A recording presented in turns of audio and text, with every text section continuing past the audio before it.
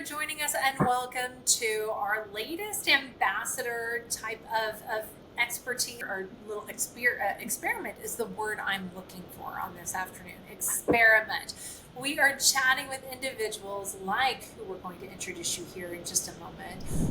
And we're going to just chat with individuals about the embedded banking space, about the opportunities that are out here in this space, things that we need to be aware of. And we're calling this little experiment of ours, this podcast. Steve, are we cool enough to have a podcast?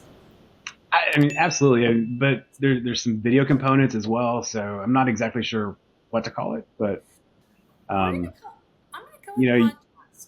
you were calling it an experiment. I'm calling it excitement. Okay, so sticking with the EX, but we're calling this Inside Embedded because we have inside. Why can I not speak today? I can't say words that have an EX in them, you guys. We're going to have experts like Ms. Kalyani here that is on the call with us, joining from Kobalt Labs. So Kalyani, and I should have asked you this in advance, Kalyani. I've kind of come up with my own pronunciation, but is your last name pronounced Ramadurgan? Yes, you got it right. I know you get it. It's actually quite phonetic. It is very phonetic. I want to thank your parents and your family before you for having such a phonetically pronounced name. That's amazing. Joining us is CEO and founder of Kobalt Labs, and we're going to get all into how we met, everything about Kobalt Labs, and the benefits that you provide, especially in the embedded banking space. But I guess I want to kick things off because Steve and I do have a disagreement going right now. And I think before we started the recording, I think I know where you land, but I think we start using our guests to just solve our issues for us. Steve, what do you think about this idea? Absolutely. I mean, I'm always going to agree with you. So I'm confused where you think this disagreement is. We have a disagreement with our little guy. We received a phone call today from the school. He decided to take an eraser that didn't belong to him. You feel that the child should have given him the eraser. I feel that is unacceptable. Kalyani, what do you think? Here's what I'll say. It's a complicated world. It's a complicated world, and the sooner everyone understands that, the better, you know? I think as especially a startup founder, sometimes you just have to make things happen. Okay. So I think you took Steve's side on this. We're going to get back to this. At some point. Next time, I'm just going to have you just gauge all of our marital disagreements from there. All right, Steve. Yeah. We'll count that as a win. Count that as a win for you. I'm still going to give this child a talking to tonight. We're going to have a discussion about how we don't take things from others in this world, unless you're a fintech founder. And then there's only one exception, and it's if you're me, actually. So there's very strict guidelines. I love this. I love this caveat. It makes perfect sense to me. And I think this actually, it encapsulates you, I think, as the person I've grown to know since FinTech Meetup. So we met at FinTech Meetup, and one thing that struck me as I was there on the second or third day, chugging coffee just to stay awake, you were fresh and full of energy. And I don't know how you did this, because I know you had umpteen many meetings and you had dinners and happy hours and all the things, but you were just out there making it happen. Is this some FinTech founder magic formula? Is this just you as a person? Have you always been just a go-getter? Tell me everything. Tell me your secrets. Totally. Well, I also had chugged some coffee before you saw me, so it was not without its kind of performance enhancements. But I think I've always just been very extroverted, and I think honestly the main thing is I think it's fun, like to go to FinTech Meetup and meet all these people and talk about my company and talk about what everyone else is up to. I think I just find that stuff like energizing and not draining, and so that's what kind of lets me just keep on going. I love it. Oh, was I going to interrupt you there, Steve? Your box lit up for me. Oh, I don't know. I was going to ask. I was going to want to rewind a little bit with the extrovert. Could you just tell us a little bit about your background and like why the heck would you want to be a startup founder? And Oh, Totally, totally, totally. Well, okay, so when I was in college, I studied computer science. I think I've always been interested in like a wide diversity of things. Like I was even a dance minor in college, so I was taking all these like theater and dance classes on the side. And I Wow. got my first job, and I was working at various like fintechs. Like I was at Apple Pay as an engineer on their fraud team, and then I was kind of early engineer and AI lead at this healthcare company. And I think I always felt like being an engineer was really fun, but it was like never enough. And I ultimately just got really bored. And I think the reason why I did is because I just love talking to people. And like I said, I just like, for me, I'm like, if I just sit in front of a desk and don't interact with people, I just get so tired by the end of the day. But is it the more times I can like be laughing with people and making connections, like that's what I find the most fun. And that's what I think is actually one of my more like unique strengths in terms of like all the different rules that I have now. Um, so yeah, I think I wanted to do something that was really exciting, that had me wearing a bunch of different hats, always talking to people, but still like doing a lot of engineering work and being able to like think about a technical vision. And that it kind of all like led me to this. The other piece of it is like I went to Stanford, and so I was definitely surrounded by like Silicon Valley entrepreneurship. So it was very it was not seen as that risky of a path from my perspective because I had been exposed to all these people that had done it and made it work.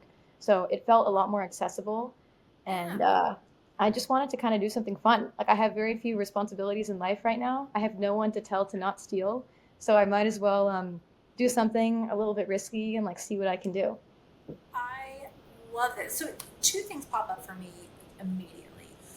First of all, my day job, working with founders and helping them. Very technical founders have conversations and selling to banks. You seem perfectly suited to sell to banks. You're always out there, as you mentioned, selling the Mm-hmm. vision, talking about your company. You're excited and you crave that interaction. That is not something that everyone that has a technical background that Mm-hmm. finds themselves founding a company that then finds themselves having to carry a mission and make sales of that company. It's not always something that comes because is comfortable to them. Any Mm-hmm. tips for people? And I realize I'm kind of crossing the boundaries here, Steve, and asking something on the founder side, but um, uh, yeah, any any tips? tips? Totally. I think honestly the biggest tip, and this is going to be such an annoying answer, but is kind of just do it. Like I had never done sales before. I had never thought about like building a business. I definitely did not know how to sell to a bank. And to some extent that's something I'm still learning. But I think it was kind of this idea that like if other people can do it, then there's a path to figuring it out. So I kind of just kind of dove in. A lot of it is talking to people who know what you're trying to learn and actually just like asking good questions. Like when we were first starting the company, I kind of came from fintech, so I didn't have a banking background. So I just talked to 200 bankers and I learned how to speak their language. I learned what they wanted. And now I can kind of fit in and understand where they're coming from. So I think it's just about um, just getting in front of the right people, talking to people whose problems you want to solve, and not being afraid to kind of just dive into the deep end and see if you can like sink or swim. I love it. Last thing I'll Yeah. say about this, I promise on the fintech founder side ish or sales side, last thing I promise is simply that I hope you found that you don't have to be perfect at it. People crave authentic, people crave Mm-hmm. humility, people crave helping others find an answer. So, your suggestion of finding like 200 bankers to speak to, bankers, they want to help. They truly, truly do. So if you're Mm-hmm. somebody out there wanting to get into the space, or if you're a banker watching this wanting to learn about embedded, I know you're out there shaking your head. So Steve, I mentioned there Mm-hmm. was a second question that I promise I'll let you ask a question, kind sir. But with your background, when you decided you wanted to start Kobalt Labs, did you actually do the coding yourself, or do you have a team of people? I've never asked you that question. Oh, well, I have a CTO, and she's actually one of my good friends from college.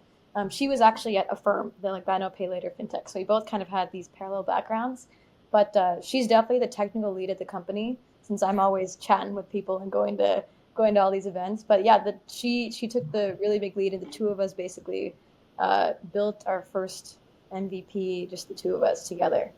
That's really So neat. yeah, that's the kind of power of having. like an engineering background is like we didn't have to go get developers. Like we just designed and built it ourselves.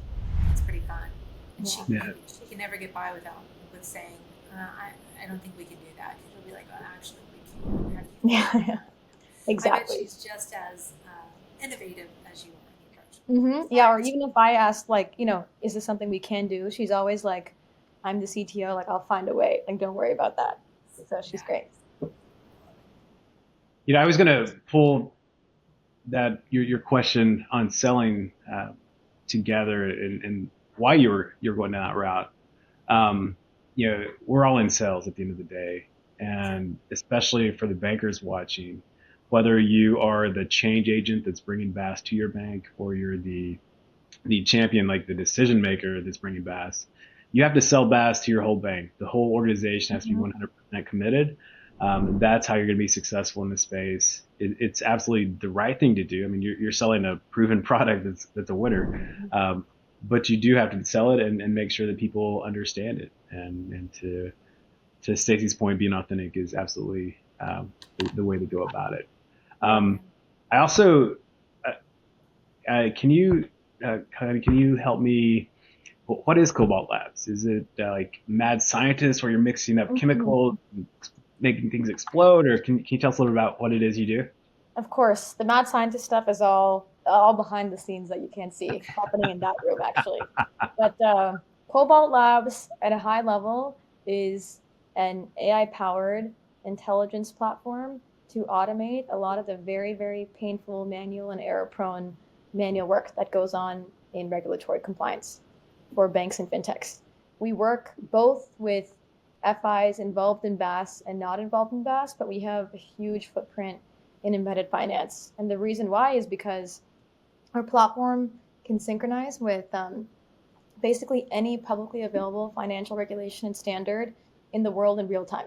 So whether it's like a state level reg, a proposed rule, even a guidance or an enforcement action, like we just have it all. And so then, if you imagine a BaaS bank, they're looking at a new fintech partner. They have, 30 different policies and procedures. They have a huge stack of InfoSec documents, legal documents. Right now that's a pretty daunting thing of sitting down and like churning through all of those, not knowing if you've missed something. But what you can do with Kobalt is actually ingest all of those documents, say, I want you to compare all of this against these regulations in these states. Click analyze, and Kobalt will actually let it rip for you. It'll say, okay, on page 357 of this fintech's AML policy, their SAR filing timeline has a deficiency here. Like they'll find all the little things that you might miss and point out areas that you should do a deeper dive on to just make sure that you can, number one, expedite reviews and not wait 10 months to bring a new partner on, but also have a really nice trail of very thorough analysis that will make regulators very happy. I'm trying to just sit here and think through what that process looks like if bankers have to do this manually. And let's be honest, it's not good. It's not pretty. It is not a good situation. And it's tough if you put yourself in that banker's seat. The expectations, the sheer level of expectations that anyone listening is facing today, it's not that they want to miss anything. There are so many things flying at them from a regulatory standpoint, and that they have to just make certain are accurate and valid. That a tool like Kobalt Labs just is the answer. I would love to know. It's something that Steve and I talk about a lot is just where a name comes from. So where did the name for the company come from? Let's see. So I wish I had a very moving story for you, but Let's make one up. we were naming the company. We were sitting in my room, and we decided that we didn't want to take more than an hour to figure this out. Because if you want, you can take weeks and weeks of brainstorming. We're like, okay, we're going to cap this at an hour. At the end of the hour, we're going to have a name. So we were just spitting out all kinds of things. And out of the corner of my eye, I had a cobalt blue sweater on the edge of the room. And I was like, look at that. And there were a couple of reasons for it. Number one, we were looking for a name that had a little bit of emotional weight around it that makes you feel like something is reliable and strong. Like cobalt, even when you say the sound, it's like a hard consonant sound. It's like a metal. So it almost like philosophically aligned with like what we were trying to create from a vibe perspective. And then it also the .com domain was available, was honestly one of the biggest reasons why. And cobalt blue selfishly really suits Indian skin tones. So when we have merch, I'll be happy to wear it and publicize it. Absolutely. Yeah. See, these are all very valid points, very strong points, and I want to thank you for that. Mr. Bishop, I have another question, unless you have a question. I defer to you, Mrs. Bishop. Since when? Since when? Always, absolutely, 100%. Okay, that's okay. All right. Well, then we're just gonna have Kalyani like just a daily call with her, so that my services are available. Thank you. I am interested because we are talking to traditional bankers that are considering getting into the embedded banking space, and that's one of the spaces that you guys play in. And I want to be clear, you guys can help traditional banks whether or not they choose to go down this path of embedded. You can also help them when they get to the embedded decision and if they decide to move into that realm.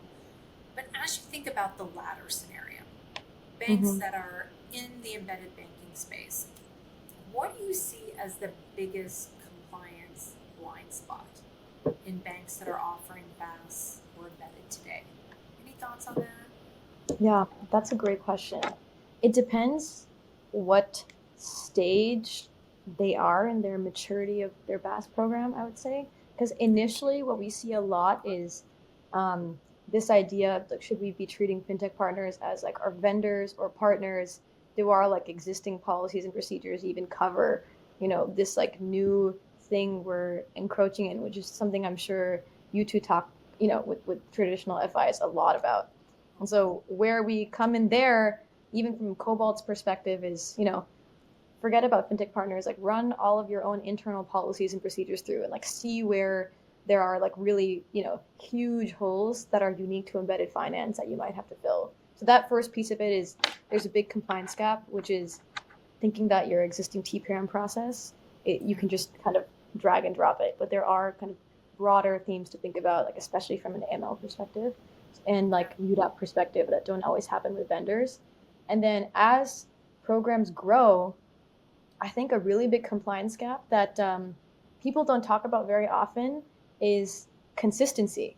Like you throw all these bodies at the problem, you have some people reviewing this, you have some people reviewing this. If you switch them, they would have slightly different results. And I think a really big compliance gap is inconsistency of reviews, because that's when you think that you're checking all these boxes, but they're not actually being done properly.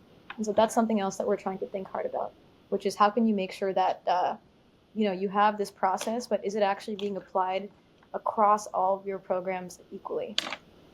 I had never even thought about that. What if somebody is out of the bank that day? Or what if you do switch up roles? Or what if there are new hires? There are going to be individuals that come at these issues differently, and they may be running down the same checklist with different insights or perspectives and different results as a result, by correlation. I hadn't considered that. Thank you for that. Yeah, we talk to a lot of regulators too, and that's a big thing we hear from them, which is if there's a random like blip in behavior, you have to be able to explain why that was, and that's actually a pretty hard thing to answer. Oh man, it makes perfect sense though. Like why it would be so difficult. Again, putting ourselves in a banker's seat, it's so understandable to just think through why they would have these challenges, because it's hard. It's hard to get your hands on this information for people that can frankly be a little intimidating to bankers when we talk in terms of regulators or examiners, and trying to make that happen manually, my heart goes out to them. So that's why there are amazing tools like Kobalt Labs out there to help you and accomplish these needs. So I feel like, Steve, were you about to say something? I'm trying to be cognizant of you, but I'm just doing all the talking. I apologize. I'm happy to defer to you as always, as I may have mentioned a time or two. And however you respond to that, I'm going to agree to it. Just so we're all clear. As always, just reiterate that. If you're talking to a banker that's exploring, they're interested in BaaS, what are you like if they're on the fence? They're not like they're just now trying to understand Bass. And what would be your advice on like the best path to go? Like how should they think about it? And like, probably from a compliance lens, I'm guessing. But I'll let you just kind of run with that and like let's talk to that new banker that's exploring Hmm. this. Yeah, I think honestly, what I'm about to say probably applies to bankers that are trying to innovate from a technology or business perspective in any domain. But I think I see a lot of like paralysis, meaning like we can't even think about this until we've like researched it for 2 years and have like every single little thing ironed out, which is why we see like bankers historically moving more slowly than they possibly need to be. Of course, you need to move with like a lot of caution and take risk into account, but I think sometimes there's just like extreme resistance to uh, kind of evolving, and it's because of this fear of what might go wrong. But I think, and this is something everybody always says, but you forget about the fear of like not evolving either, right? And so I think for bankers that are thinking about getting involved in BaaS or even a different kind of business endeavor, the big thing that I always say, and I'm sure you guys also say, is like you can start thinking about it, even if you need to know like what do these acronyms mean or what are all these things we have to think about. Like there are people, you don't have to be like the single biggest expert, but you can talk to like consultants or rely on technology or both, or collaborate with other banks and understand how they manage their program. But there's actually a lot of resources that can help you like lean on other folks and start to think about it, because like time is money. So it just doesn't make sense anymore to wait to say like, oh, we're going to look at this. Like I get banks that say this is on our radar for 2027.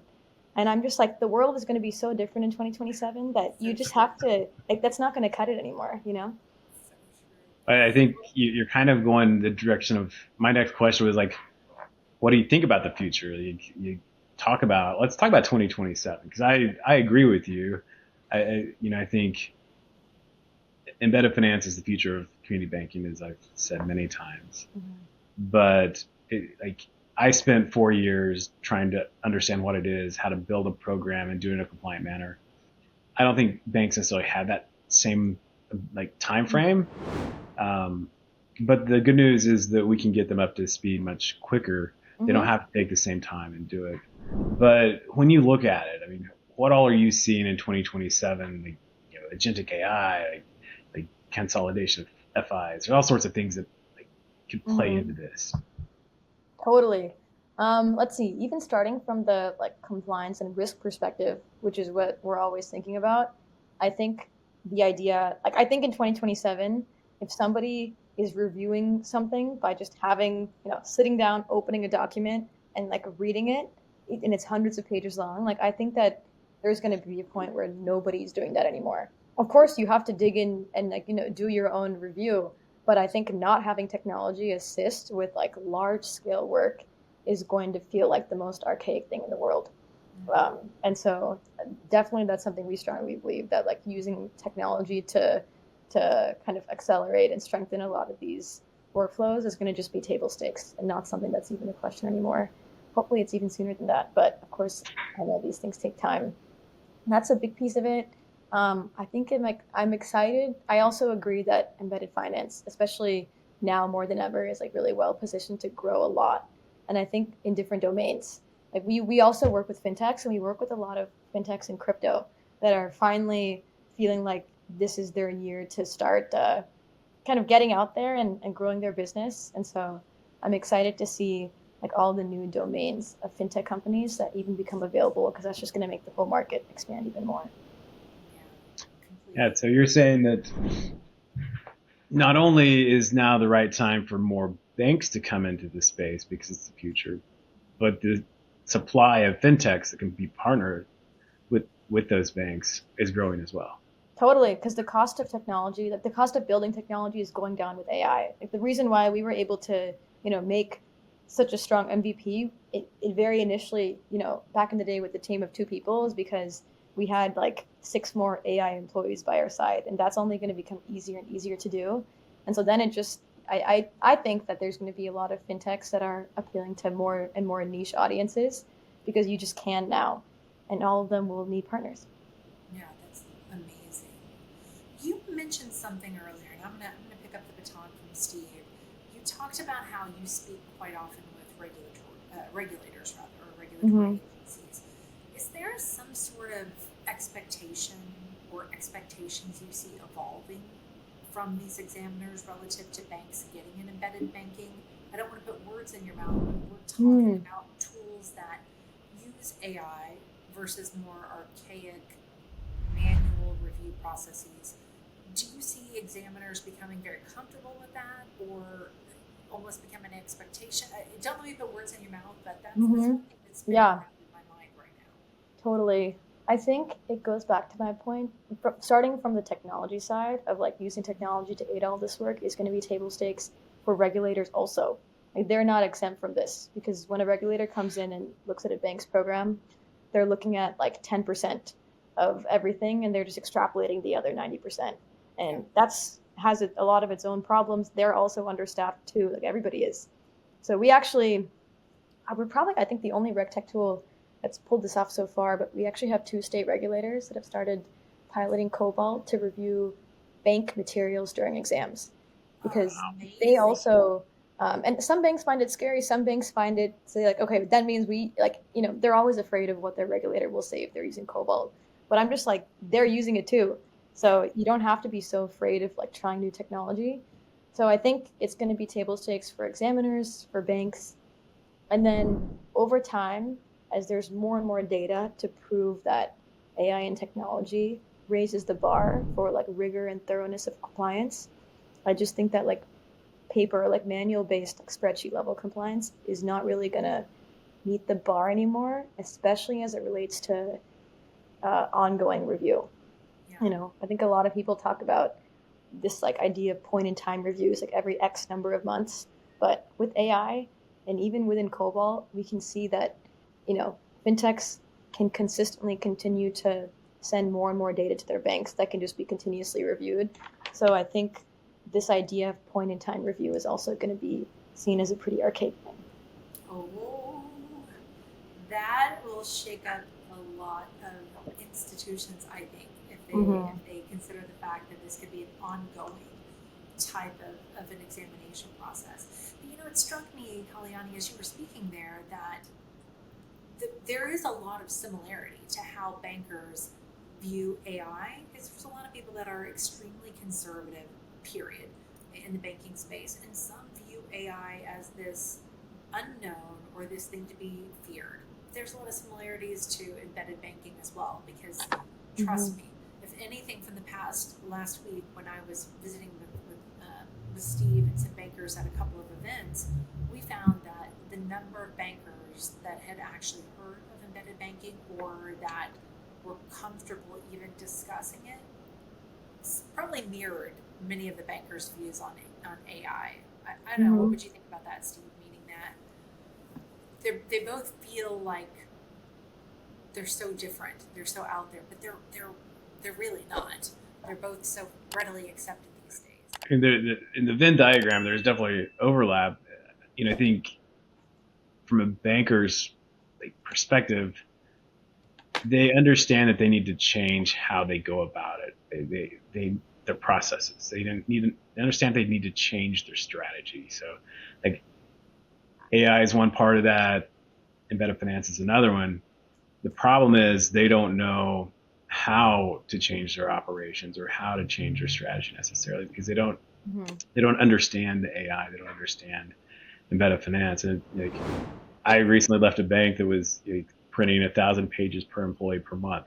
So Mm-hmm. you talk about paper intensive and banks that need to move forward with their tech and have it's a juxtaposition of had to throw that out there. Like you're looking at a bank that knows they need to do something with technology. They need to be forward, but then they have these outdated processes because they're afraid to do it. So how do you like get those processes? And now I'm kind of rambling and going. I don't. I Mm-hmm. know. Like Is this a train of thought? I'm it, following you down here. well, Yeah, you're making what's that? sense. Yeah. But no, I think it's like bankers, AI. There's definitely it's an exciting time to be a part of it and embedded finance. but it just reiterates how important it is to get the education on both pieces out there. You're not going to be able to live in a world where you can prop up your balance sheet at the end of a month, end of a quarter. For that point of time, the examiner is going to have real time data, and all of that. And like what Kobalt is doing, that's really exciting to hear. Like examiners and they're actually using it, and so Mm-hmm. kudos to you Yeah, on totally. I think the interesting Venn diagram with AI and embedded is one of the reasons why we started with Bass banks as one of our earliest markets because we were trying to, especially when we got our first bank, it's really hard to convince a bank to be your first user, as you might Yeah. imagine. That was extremely difficult. Now, of course, we can point to, this list and they feel more comfortable being like, the X bank that joined us. But that first one, the hardest part was figuring out like who are the most future facing banks that are open to hearing us out and seeing what we have. And we went straight to Bass banks because it was kind of a proxy. Like if a bank is open to embedded finance, it means that they are trying to think about like economic longevity and like continue to evolve, which means they're also more likely to be a really great early partner to Cobalt. So that's how it was this perfect synergy. We went straight for the Bass banks because they were the most future facing. And then we could slowly go to more of the TradFis that were kind of dipping their toe in. So it was a really nice pattern that we saw. It was way easier to do business initially with Bass banks because they were just they weren't so afraid of everything. Not everything, but they were open to talking about their fears and actually taking steps to trying something new. I think the other piece of it is in trying to convince banks to be open to something new as a concept. I think a really tactical way of realistically doing that is is understanding that there's different levels of risk with bringing on something new. Like if you think about AI, there's a lot of different places you can bring AI into a bank. You know, the highest risk one being, AI controlling every single financial decision. The lower risk one being honestly what I think of as Cobalt, which is AI actually acting as a co-pilot and making sure the human work is being done faster and more efficiently and also more high quality, but without actually, completely replacing entire divisions. So there's like bite-sized things you can do to start innovating without tearing everything down, which I think some Yes. people don't always realize. Well, and I think that's true, and that realization just struck me as you were speaking here.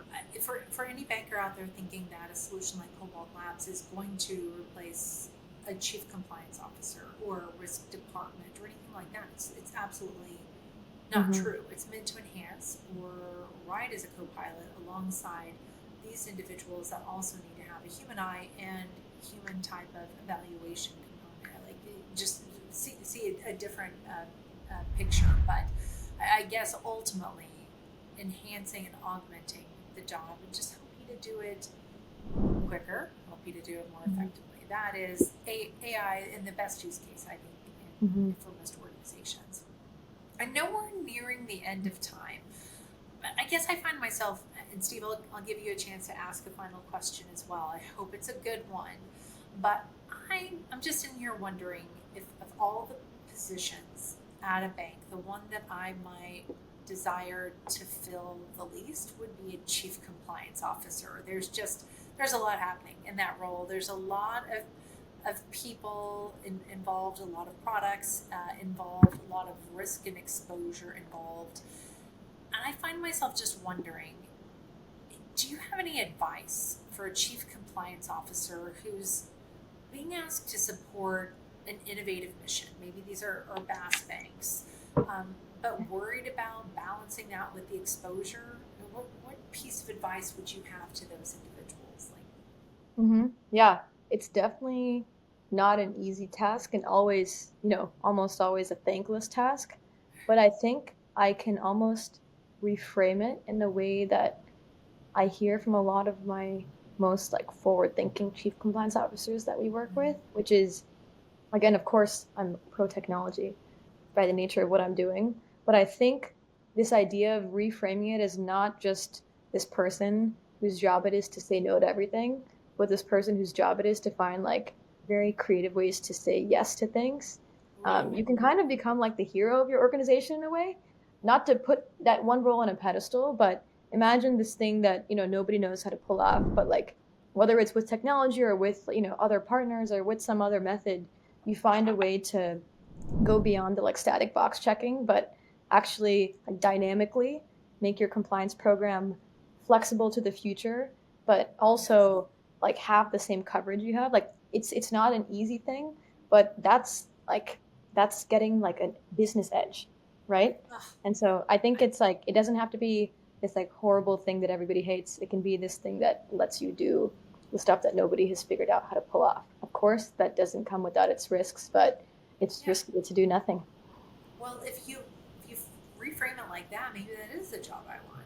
I don't know. I sometimes I view compliance officers as like a referee out on the field throwing the fun flag. You want to do something new and exciting, and they're like, "Stop, holding," or "We need to evaluate this. We need to take this back to headquarters and have them review the footage." Like just trying to mitigate risk, but sometimes stopping the innovation.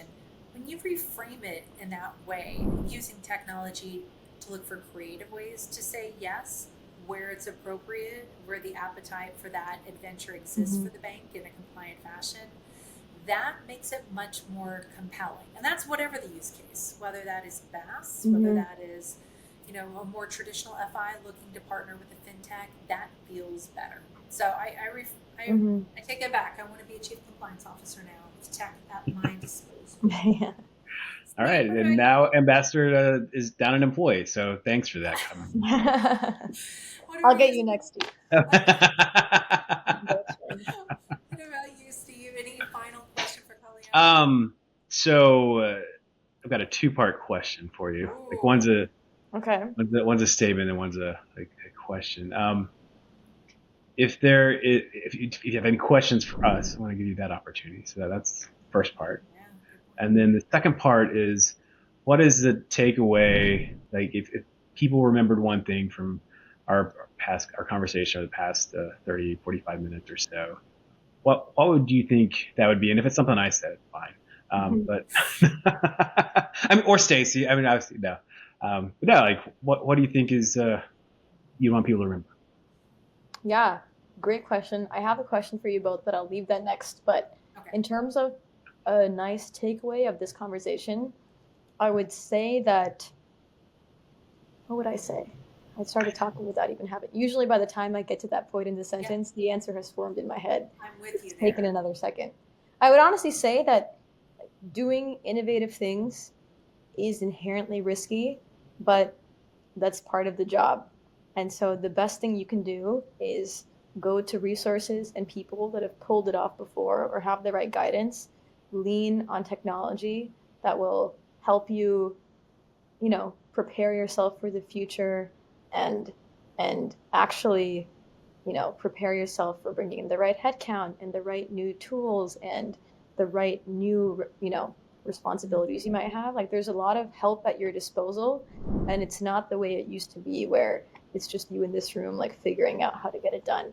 So a lot of things that are very difficult, whether it's embedded finance or bringing in AI or like starting a fintech company, or like nobody has it all figured out. So you might as well like dive in and like start checking it out anyways.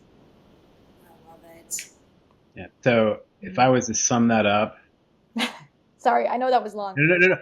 No, Yeah. I just, I had a thought like He's used the to only being. thing riskier than innovating is not innovating.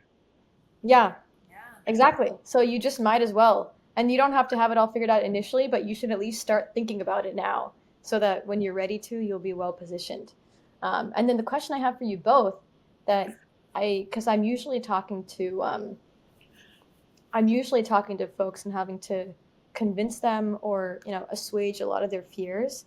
But my question for you is for the banks that end up uh, kind of clicking in that embedded is going to be a way for like economic longevity for the bank in the future. Like, what's the biggest reason why a bank like would join, would start with embedded finance or bring a new technology? Like, what do you see as the driver that actually makes people change their behavior?